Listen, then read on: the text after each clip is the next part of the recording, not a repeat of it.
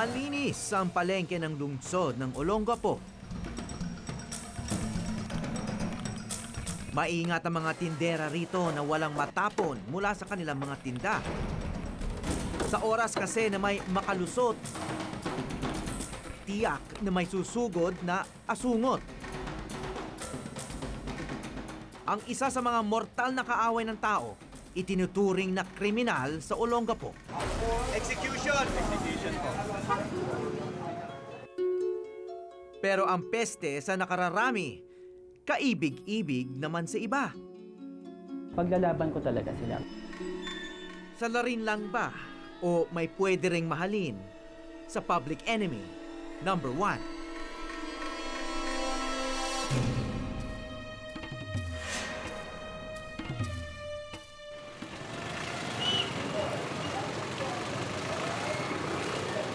Pupuri ng mga taga, labanan ang leptospirosis. Magdala lamang ng mga tagang napatay. Ngayong Agosto ay dineklara ng pamahalaan ng Olongapo na wanted ang mga daga. Bawat makahuli nito may 5 hanggang 10 pisong pabuya. Depende sa laki. Kaya ang ilang mga residente ng Olongapo tila naging mga sundalo laban sa gerang ito. Saan nyo nahuli ito? Sa bahay. Bahay nyo? Maraming bang daga doon sa inyo? Kasi yung nasa mga kapitbahay na malapit sa palengke. Ganun. Naninira siya sa inyo. Anong sinisira niya? Kagaya niya, namuna nagtakay ng noodles yan eh. Ito mismo? Opo, yung noodles, kinuha niya yung noodles. Paano niyo nalaman na siya mismo yon? May na kumakaluskus po doon sa ilalim. Ah. Nagpapas. Gapang ng gapang. Nung tinignan ko, sabi ko may huli na ako. Ang malawakang kampanya inilunsad para labanan ang sakit na leptospirosis. Pag minura nyo sila, maninira sila ng damit. Bumahatol dito nung nakarang taon. Tapos? Nakainom siya, niligtas niya yung mga cooler na isda. Siyempre po, hindi niya na nalamamala, naiinom niya na yung tubig. Limang araw, nilagnat. Ano yan talagang leptospirosis yun? Na-hospital siya? Oo, doon siya umabot na rito. Wala na. Tapos? Matay na ho siya. At hindi lang sa kalusugan na may merwisyo ang mga daga. Bisa nga mga bagbat, kinakain na rin. Marami na nasisirang bag.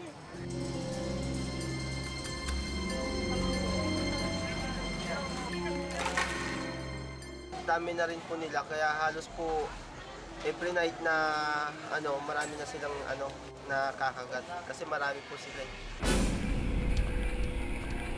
Ang kabuhayan ng mga tindera at tindero sa palengke naapektuhan na rin dahil sa kanila. Ano ba yung hilig na mga daga na kainin? Bukas kami ng umaga, itlog na maalat. Hinain na nila. Tapos Parang almusal? Opo, tapos kumakain pa ng candy. Mga paprice. Mga paprice po, yung mga ganyan, kinakain po nila. Para merienda. Kompleto na po, wala lang tubig. Kompleto. May dessert pa. May dessert pa po, araw-araw po yan, ganyan. Kaya ang palengke sa Olongapo ang maaring tawaging frontline ng gerang ito. Anong gagawin nyo ngayon dyan? Bibigay ko doon sa mga boy na sa Pengkere, dadalhin sa munisipyo. Tapos may bayad yan. Binabayaran nyo sila 10 piso isa.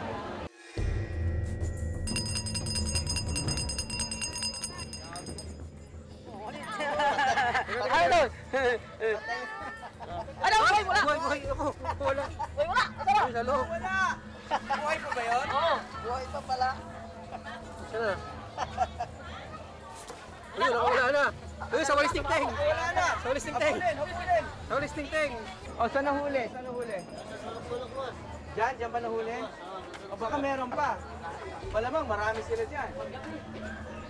Diyan lang ba? Paano mo nakita? Sinilip mo lang. Sinisilip mo lang siya. Tapos may nakita ka. Tapos? Iikip ko ng gunting. Kala ko buhay. Buhay ba? Akala ko patay. Hindi pala buhay. Ah, nakita mo lang dyan? Ay, hindi ka napansin. Kumakain. Kumakain. Inistorbo mo pala eh. Salbahe. Pero kahit ano pang sipag ng mga residente na hulihin ang public enemy number 1 nila, hindi pa rin daw matatapatan ang bilis ng pagdami ng mga daga. Masipag na magpadami, matatalino pa raw ang mga ito. Paano kaya tayo mananalo?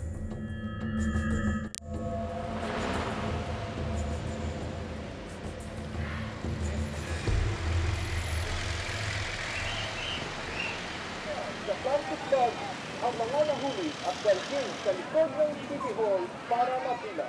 Hiling ng lokal na pamahalaan ng Olongapo na dalhin sa kanila ang mga nahuling daga sa loob ng 24 oras. May halaga 10 piso. At kapag naibigay sa kanila ito ng buhay, Anong gagawin nyo? Baka malunod siya. Kasi ito pinakamadaling pagpatay. Hindi kaya tatalong yan? Hindi po. Sa loob po ng kids natin. Sa loob. Kawawa naman. Meron po talaga. Execution. tila isang public execution ang aming nasaksihan. Tapos, anong gagawin nyo sa tubig? Ano kaya, yung tubig na yan, kontaminado ba? Kontaminado na yan. Dapat sa, itapon nyo sa drainage. Kundi, baka magka-lepto rin, di ba? Dun sa, concern dun sa animal welfare. Apo. Ang inaano lang kasi namin dito, yung importance nung awareness, tsaka yung human lives. Kasi po between tao, buhay ng tao at buhay ng peste, mas siyempre doon tayo nakatuon sa buhay ng tao. But we apologize to them na dito sa ginagawa naming proyekto. Impeksyon ang sakit na leptospirosis. Madalas itong nakukuha ng mga taong may sugat na lumulusong sa bahang may ihi ng daga. Pwede rin itong makuha mula sa mga delatang naihian din ng daga at hindi napunasan. Yung mga daga, usually nagmamark siya ng territory kaya umiihi siya. So yung ihi na yun, madalas na pupunta sa tubig. At kung nagkakaroon ng baha, yung tubig, yung parehong tubig na yun, yun yung umaangat sa kalsada natin at nadadaanan ng tao.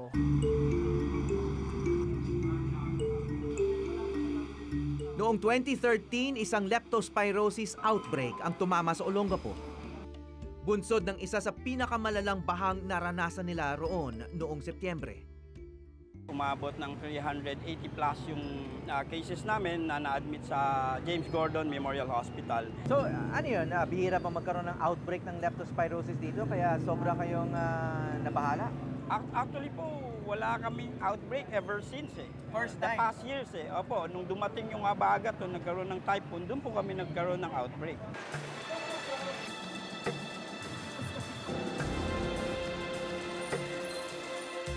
At halos lahat ng pamilya nakatira rito sa kalye ng Tabakuhan sa Barangay Santa Rita may kaanak na naimpeksyon ng naturang sakit. May namatay pa nga ako. Yan yung bahay niyan. May namatay dyan sa leptospirosis na ano. Pamangking ko, naagapan lang dahil nadala kagad sa ospital. So tingin niyo bakit siya nagka-lepto? Ano, lumusong ba sa bahay yun? O... Yung ibang tao lumulusong sa tubig? Sila naikutan dyan eh. Pero yung pamilya ko, hindi ko na pinapababayan.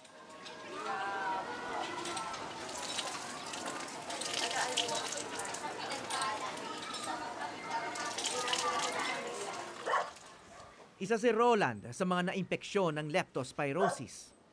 Nahulog siya sa kanal sa labas ng kanilang compound habang hinahabol ang inanod nilang hagdan. Nialagnat po ako, tapos hindi na po ako makakain. Pero uminom po ako ng gamot, kaya lang po hindi po tinatanggap yung gamot ko na iniinom ko po.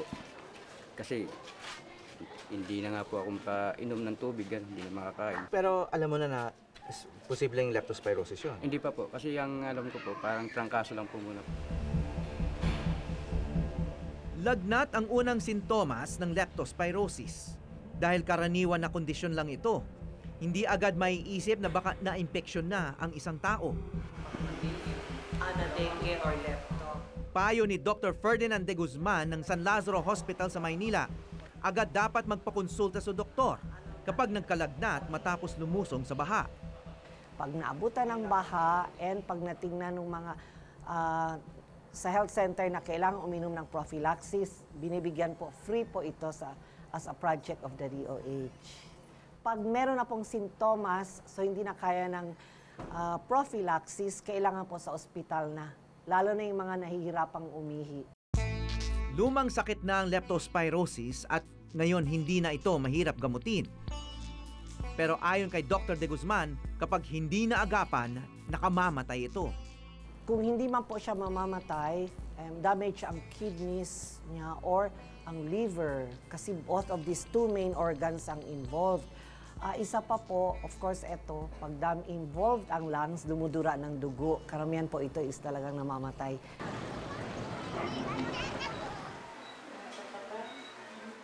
Naimpeksyon din ang asawa ni Luisa Cayosa na si Dune. Kabuwanan niya noong bumaha. Kaya imbis na makaakyat sa bubong kasama ang kanyang mga anak, nalubog siya sa baha kasama ang kanyang mister. Namatay na po siya 24 hours lang. At Kailangan siyang dialysis kaso hindi na po maabot. tinakbo siya doon noong October 8. October 8. Anong araw siya namatay? October 9 po. Ito lang ang mga litratong natira nang humupa ang baha. Nang manganak si Luisa noong ika-3 ng Oktubre, ilang araw lang ang lumipas, pumanaw naman ang kanyang asawa.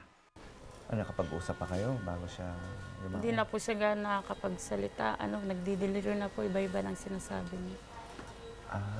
Parang lumakyat sa utak niya yung lepto. Nag-deliryo po kasi siya. Hindi na makausap? Hindi na siya nakapagpaalam.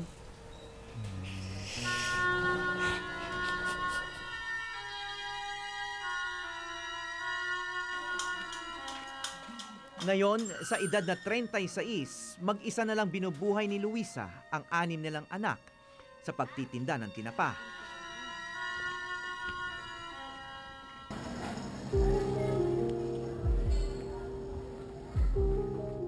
Matagal nang salari ng mga daga sa buhay ng tao. Mas marami pa nga raw itong pinatay kaysa sa mga gyera sa kasaysayan ng mundo.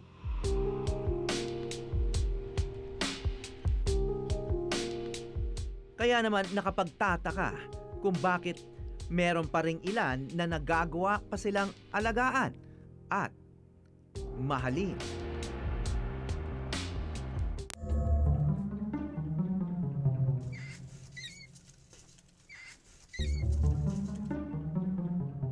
Ayon sa mga sayentipiko, mahina ang paningin ng mga daga, pero malakas ang kanilang pang-amoy. Nocturnal sila o sa gabi aktibo. Kaya nasasabi niyo mahiyain sila. Meron silang neophobia. Ibig sabihin nun, pagka dumadaan sa isang lugar at may nakita silang bagong bagay doon, kung gumalaw ka ng furniture, kung naglagay ka ng trap, magdudadalawa, tatlong isip sila na dumaan doon sa lugar na yon. Ang isang dahilan ko bakit nagngangat-ngat ang daga, yung 2 front incisors niya, yung parang 2 front teeth, tuloy-tuloy ang paghaba nun. Ang daga, may constant need siya na ngumuya ng ngumuya para lang ma-maintain yung parang feeling niya ideal size para makakuha ng pagkain. Sila ang tinuturong salarin sa ilan sa pinakamabagsik na epidemya sa kasaysayan ng mundo. Actually, totoo yun. Yung panahon nung bubonic plague, nung time na yon hindi pa naman ganun ka-advanced yung medisina natin noon. Kung kaya't kumalat lang sila na kumalat. Ang ginawa lang nila para masugpo yun, nagsusunog sila nung mga katawan sa paniniwala na tingin nila mamamatay yung bakterya noon. Sa napakaraming perwisyo na naidudulot ng mga daga, meron pa bang natitirang magbabago sa reputasyon nila?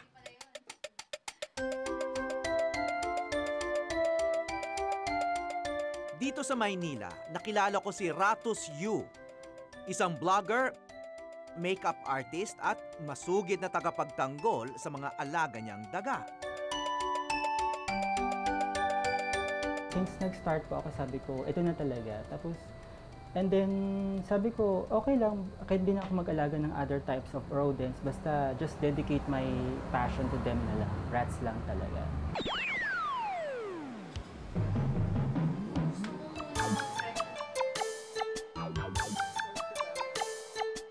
Pitong daga ang alaga ni Ratus ngayon. Anya, malalambing naman daw sila. Ano ba sila? Affectionate? Very affectionate. Tapos, tulad nito, pag gusto nila yung kinikiliti ko sila like this, so ayan. Ayan, ganyan. Kinikiliti mo? Tinitikaw sila. Tapos na... Nakikiliti naman sila? Yes, sir. Very positive yung reaction. Like this.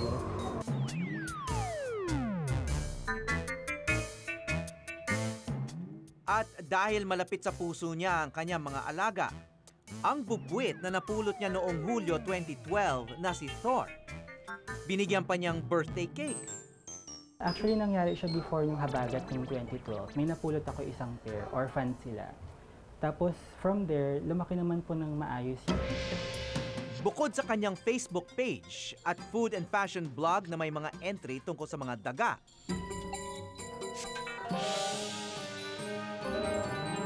gumawa rin siya ng video series sa YouTube, ang Ratzilla. Pero ako naman po, syempre, ang goal ko talaga, sir, is to make them aware about rats na hindi sila ganyan. So, partly may risk din talaga na mapagalitan ako, ma-reprimand, or siguro iwasan ng tao. Pero yun lang, just, let's do it anyway.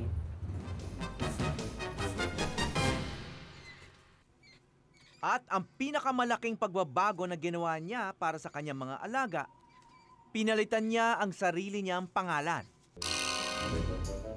Ang dati Timothy Yu, kilala na ngayon bilang Lady Ratus sa kanyang mga kaibigan at katrabaho. Okay, it's one thing na magkahilig ka sa rats, no? Pero yung gamitin mong pangalan, yung pangalan mismo ng daga, no? I mean, bakit? Why did you go there? Siguro probably because I love them so much na kaya, gusto ko talagang i-adapt yung name nila. And partly because kakaiba din yung name na Ratus, sir. So, ayun.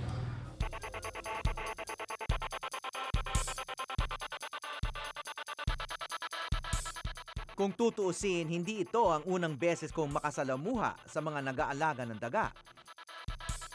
Isang grupo ng mga Amerikano na mga rat lovers din ang nakilala ko sa New York noong 2008. Kilala rin ang New York City dahil sa napakarami nitong daga. Rats? I hate them so. I hate them, man. But hey, this is New York. This is part of New York. Kaya gumawa kami ng docu roon, ang Rats in the City, sa okasyon ng Year of the Rat.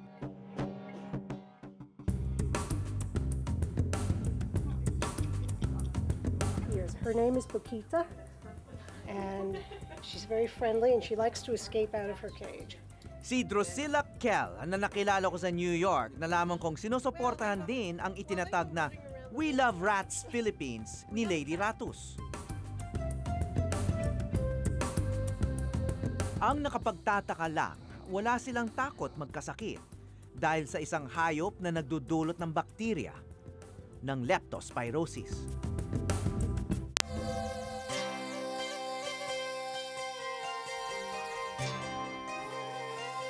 Ang rat lover na si Timothy, o mas kilala ngayon bilang Lady Ratus, dati rin palang takot sa mga daga noon. Cool. Why do you love them so much? Actually, sir, before I answer that question, I used to be afraid of them. I have fear of rats. And then, nabili ko sila one day out of curiosity lang. And then, after 3 months of petting them, I realized na, ay okay, hindi pala sila yung nangangagat or nagdadala ng sakit or naninira ng gamit. So, hopefully, eventually, yung curiosity ko naging love and then passion. Ngayon, maging sa pagtulog, kasama niya mga alaga. Anong ugali ng mga daga? Ano sila? Makulit sila, sir. Parang dogs.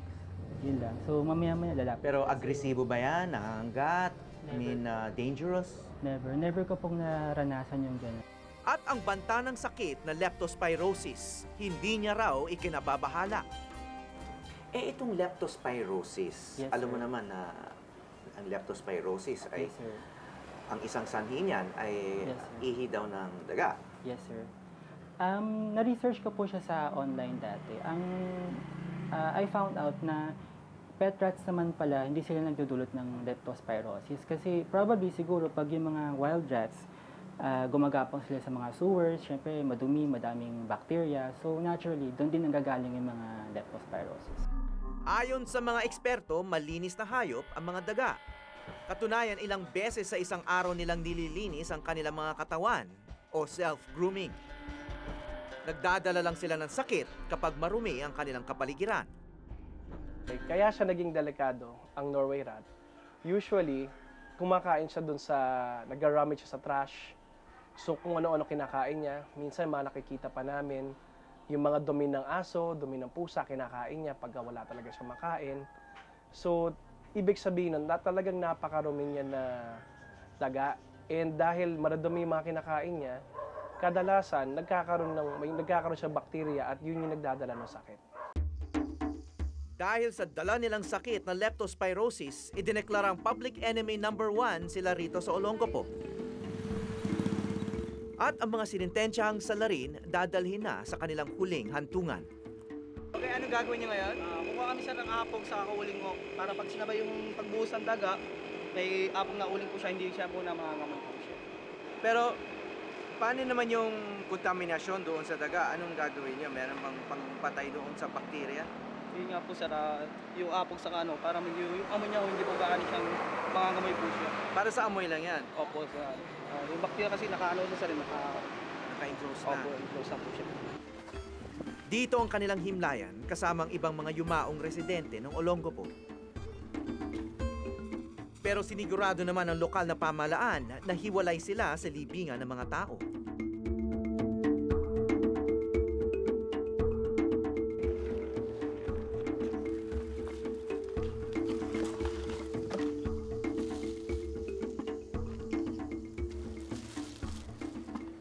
Mahigit 200 mga daga ang inilibing na rito simula ng kanilang kampanya.